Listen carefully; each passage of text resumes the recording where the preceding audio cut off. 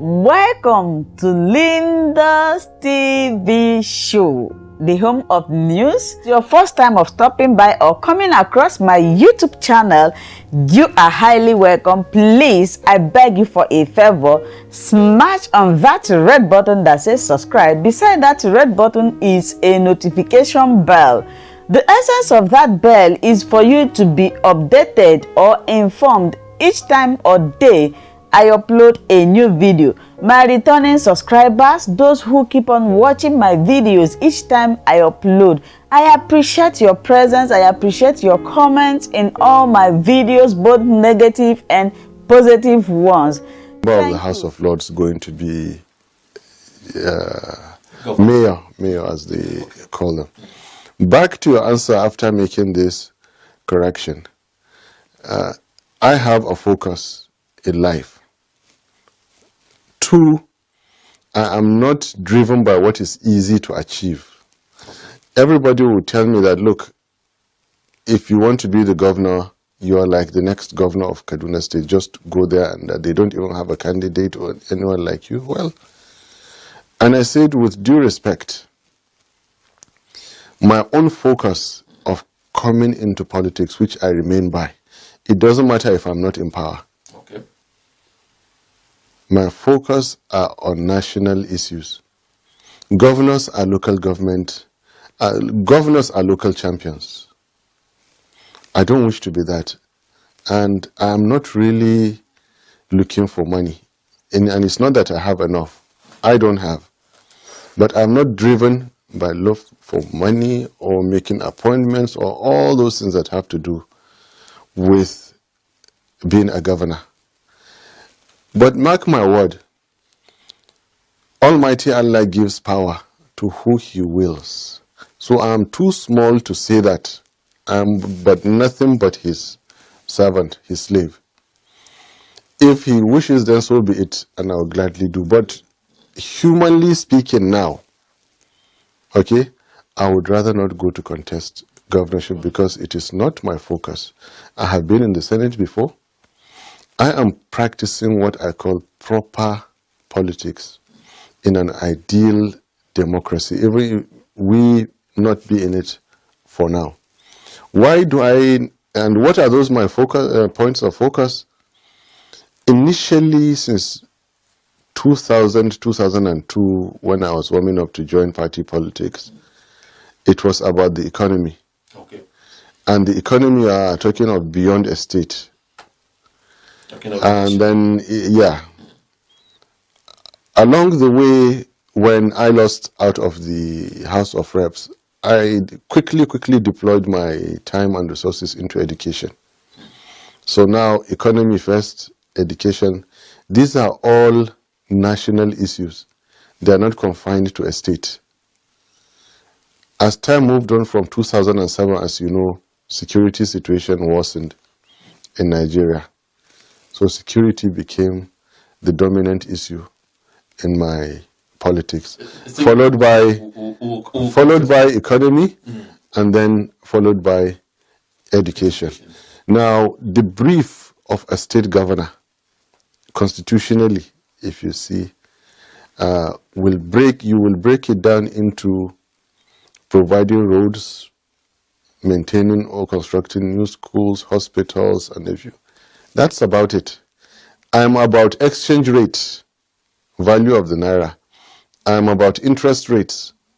I'm about quality of education, access of education, reviewing our curricula, and then I'm also about we Nigerians reclaiming our country in such a way that we sleep in greater security and comfort, and we can travel to any destination at any hour in our own country. That is what I'm about, not about awarding contracts. You talk about a proper democracy, but here we are in our climb. This is senators. I mean, some of them doing all they can to become governors. What do you mean by proper democracy?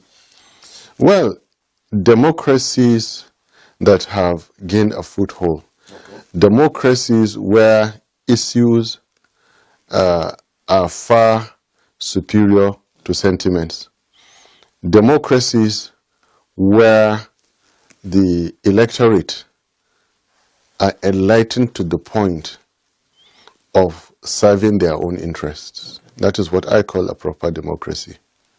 Yeah. Okay, so you feel we are not there yet in Nigeria? Regrettably, all right, we're not there. Okay. Yeah.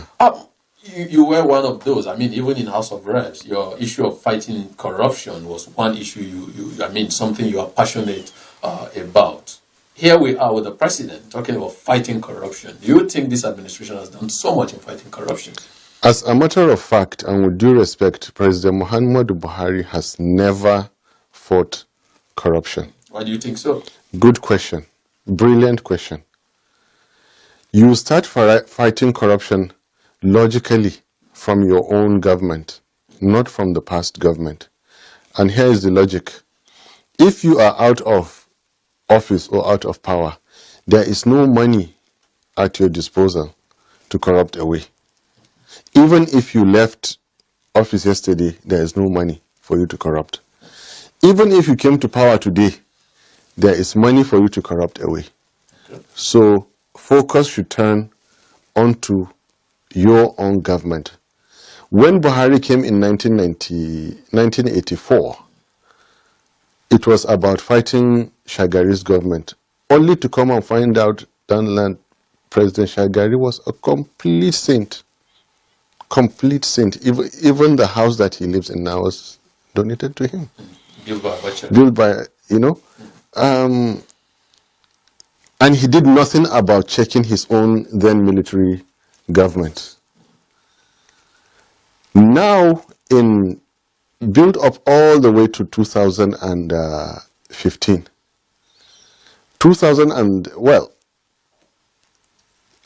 We cannot say for sure PTF days were entirely clean because of inflated contracts.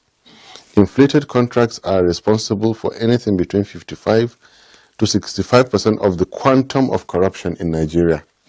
Let us leave that now. Let us fast forward 2003. President Buhari has never proven to be selective in accepting campaign funds. So was it in 2007, so was it in 2011, and worst of all, 2015. What do we see? Notoriously rich state governors of the two richest states in Nigeria, Lagos and Rivers states respectively, rewarded with some of the biggest ministries. Nothing to do with competence, because there are more competent people than them around. Let me finish. After wasting 6 months of our lives, only to present people like Fashola and Amechi, after wasting 6 months of the lives of 200 million Nigerians that had high hopes to that. Now, if you want to talk about corruption, and let me prove it to you that Buhari is not fighting corruption. I have spoken about only the character. Now let me dissect what corruption is. How does corruption happen? I have never for one day, in all his speeches or his undertakings or anything, heard or seen or felt Buhari actually tackling corruption. Because a president that is going to solve corruption in Nigeria needs to announce during his inauguration in the Eagle Square that he has effectively ended the award of inflated contracts. Inflated contracts is why Nigeria is in a sorry state today. The insecurity, the poor economy, and everything. But what happened? Conveniently remained silent, because that is how his party, the APC, is going to be funded. And that is really what is going on now. The way contracts were awarded during the PDP era that he is now fighting, they have not drawn a line to show us a categorical reduction in the amounts. What am I saying? If a road contract is given that does 10 kilometers, at the right price, that same quality can do you 90 or 100 kilometers. If 1 billion naira is spent to repair our universities, buy books, chemicals and reagents and equipment for our laboratories, If we are lucky, maybe 100 million does the job. So a right president who is going to fight corruption is going to technically address the issue in such a way that out of 1,950,000,000 works for us. Nothing as such has happened.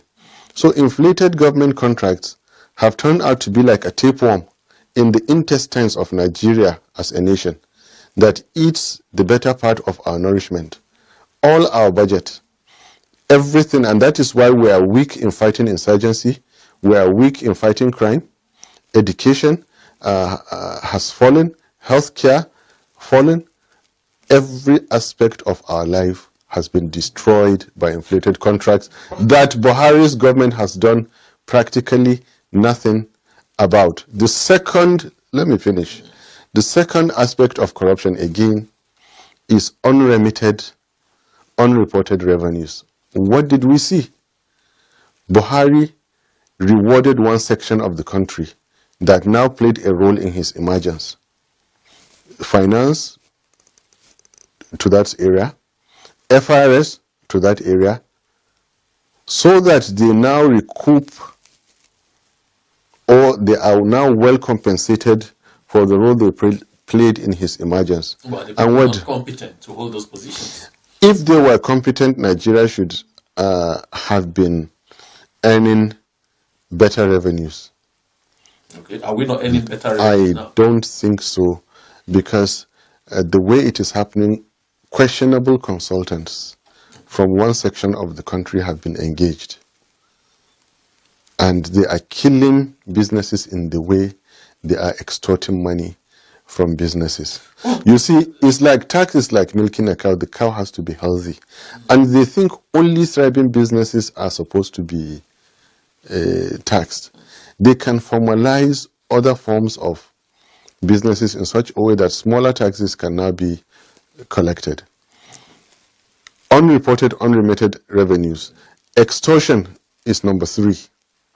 When I say extortion, everything from the 50 naira collected on the road, which Buhari does not see as corruption, and which they do not see, it is as bad as a petroleum resources minister cutting away $20 billion. A security operative taking 50 naira in broad daylight on the road is as bad as 20 billion being taken away by a petroleum minister. And that is a fact. Who did not, let me finish. Let me finish. All right. No, you asked for corruption, and let me answer you. Extortion. Then there is conversion. You don't have enough time for me to bear my mind on all this. There is conversion of government property. There is influence peddling and undue influence. Now let me go back to extortion, all the way to gratifying staff in order to have access to leaders, including the president possibly. That comes under extortion.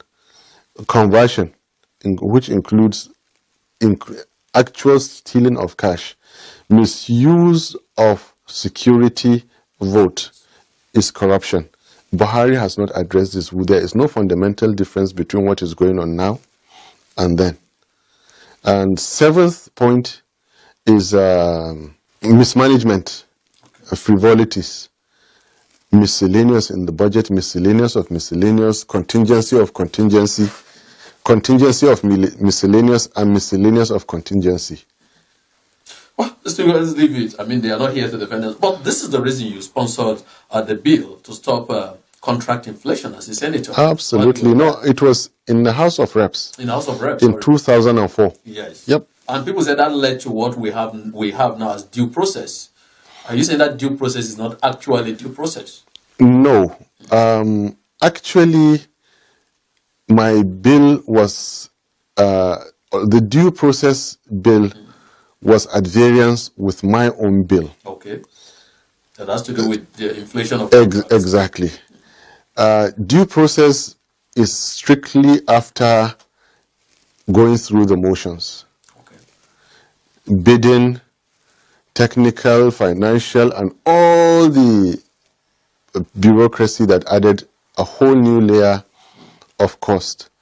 Mine was a direct 3-point process to cut the costs of contracts and deliver greater value to Nigerians, and therefore save a lot of money for us to use in other things. In fact, they had to wait for me to be out of the country on 3 or 4 occasions before getting the bill through the second reading and through the third reading, because the first time it came, I mobilized and it was killed, the due process bill. And that is why up till today, due process as we have it today, certification, has not been able to fundamentally change the way contracts are awarded. You can do the bidding and everything, it still comes out anything from 5 to 10 times more than it should cost. But yes, the bureaucracy has done its work. All the files have been moved. All the months and years have been taken just for people to think that they are doing the job. But the fundamental thing of price has not been addressed. Okay. Let's talk, let's leave that. There's somewhere you said the last election, Buhari won by 2.5 million. And it's like you dismiss it with a wave of hand. Don't you think that 2.5 million votes could make a difference? And if today you are given the ticket of the People's Democratic Party, don't you think that 2.5 million will make a difference? Now, you need to understand it in my context. Okay. In 2003, President Buhari had taken Obasanjo's government to court all the way to Supreme Court. Ditto 2007 with his younger brother, late Malam Umar Musa Yar'Adua. And in 2011, again with President Jonathan. The picture that was painted was that Nigerian election is about Buhari winning. Now came the time after his retirement that he was brought back. Now came the time at the lowest ebb of the then PDP, with all the defections that they suffered, for what I call a giant landslide victory. And when I saw the results, people were jubilating.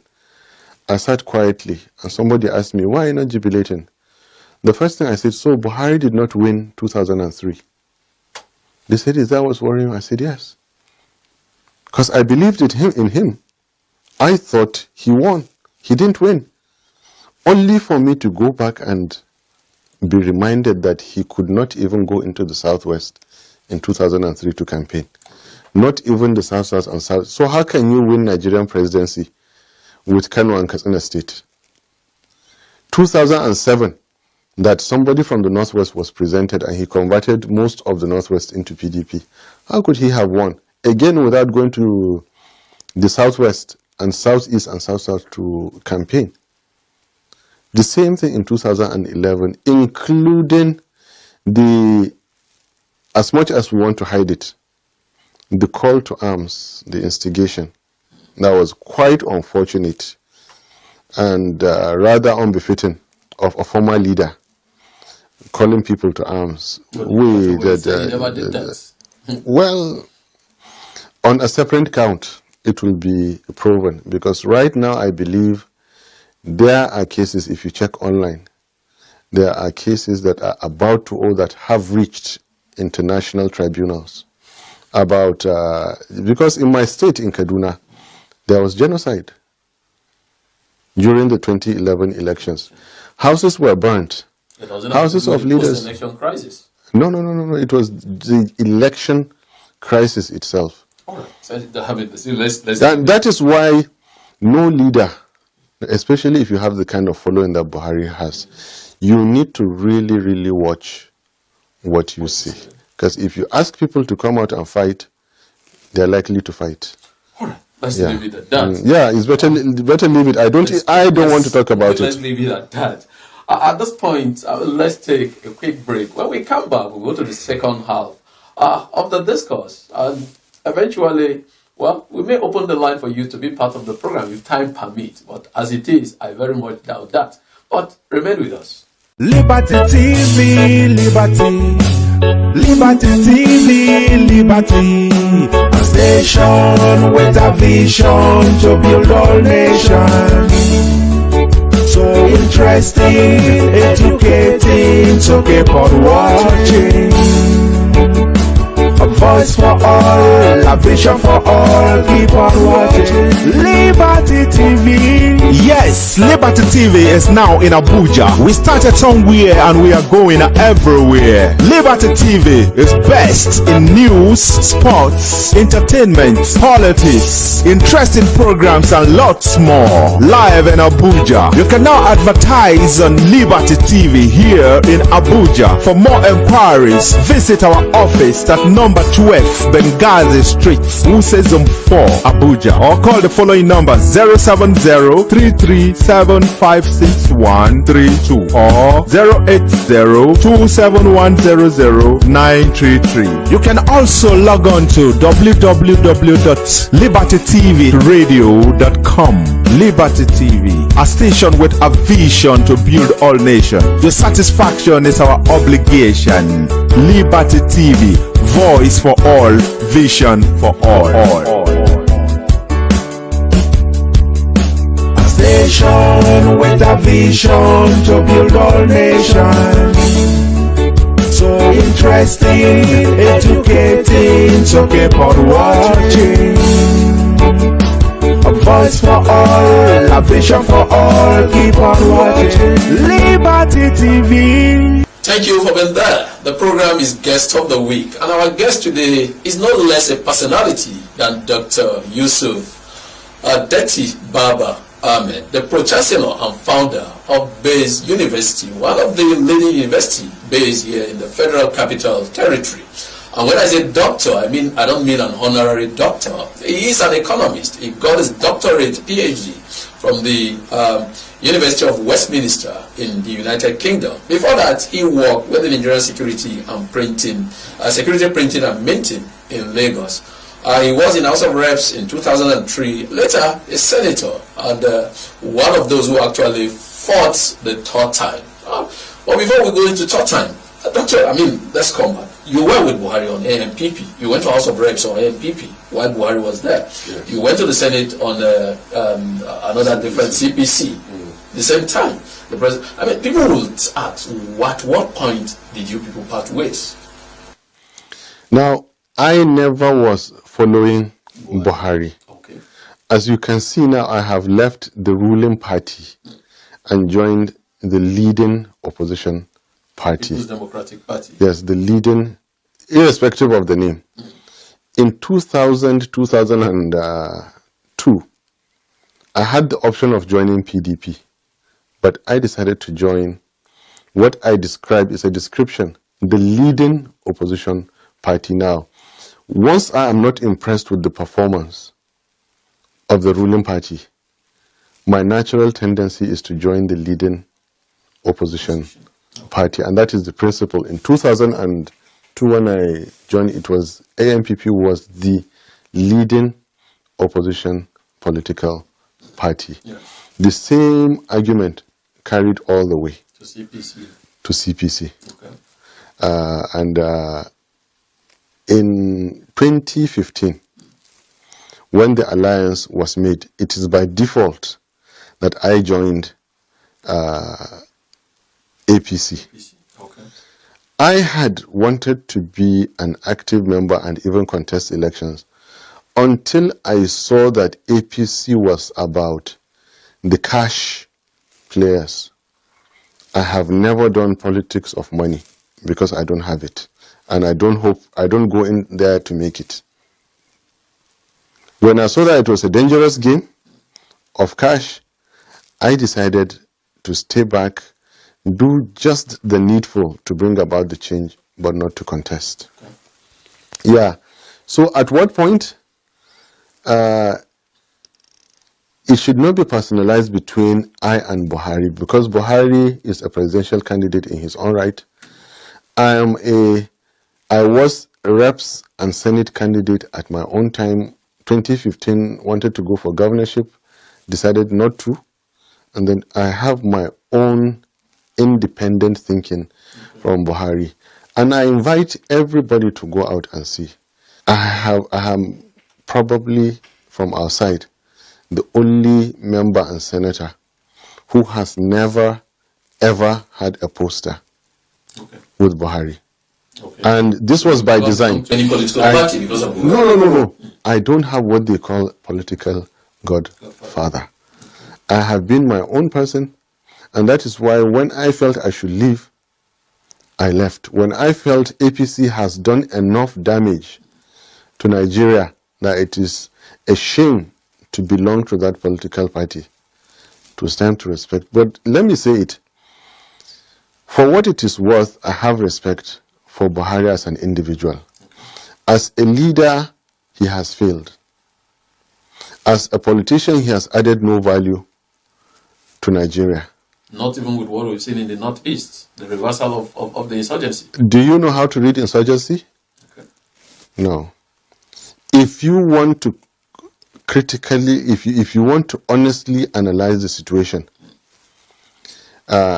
defeat has certain technical and tactical criteria.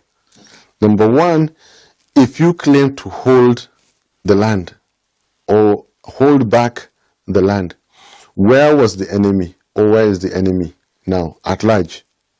Where is their equipment at large? Have they stopped their act? Have you completely wiped?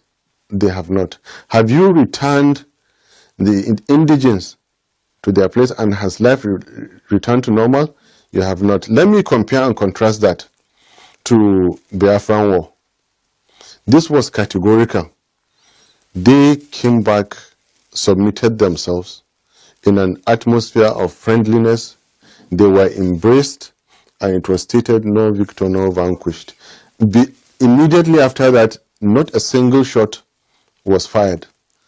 Weapons were handed, territory was reclaimed by federal government of Nigeria. This is not what is happening today. I could not believe it to see that President Buhari, as a retired general, he sent another general to go and bring the leader of the insurgents. Instead, he brought the Quran. And Buhari came out to receive the Quran. I mean, if I were the one, is that what I sent you? Is that what I sent you to bring? My friend, will you go back and do the job very well? So there is nothing really achieved in the Northeast, technically speaking. And no, because he said that they've been technically defeated. No, it's not true. But people say, in the United States is still battling with insurgency. It's not a case you win overnight. No, anybody who thinks there is insurgency in the United States is technically insane. There's no. It's technically. But let me tell you. Yes. We have seen the signature of insurgency in other parts of the North. Okay. Again, that is a drawback. I know some friends who are going back to Kaduna this evening, and they dare not go back by road. They must go back by train. The train that was done by PDP, the train that APC and Buhari could not extend all the way to Zaria and Kanu. But some people will say it's a work in progress. But what has happened in the last 3 years? Nothing. And look, you cannot continue to give excuses. The price of crude oil has almost tripled now from the time they came. What do we keep getting? Excuses. And they said the Naira was falling because of the falling price of crude oil. Now that the crude oil has nearly tripled, why has the Naira not appreciated a bit? Only when President Buhari was sick for 100 days and Vice President Oshibanjo, because he has sense, he knows what education is, and because he listens to his people, and because he's... Thank you so much, my wonderful viewers, for watching this video together with me from the beginning to the end. Like I said before, if you like what you see here, if you like what I do in this platform, as you have finished watching this video, please hit that red button that says subscribe and put on your notification bell to all notification. In that way, you'll be able to know when I upload a new video. Share my videos, leave your comments in the comment section constructively Until I meet your way again in my next video, I still remain your Linda's TV show. Bye-bye.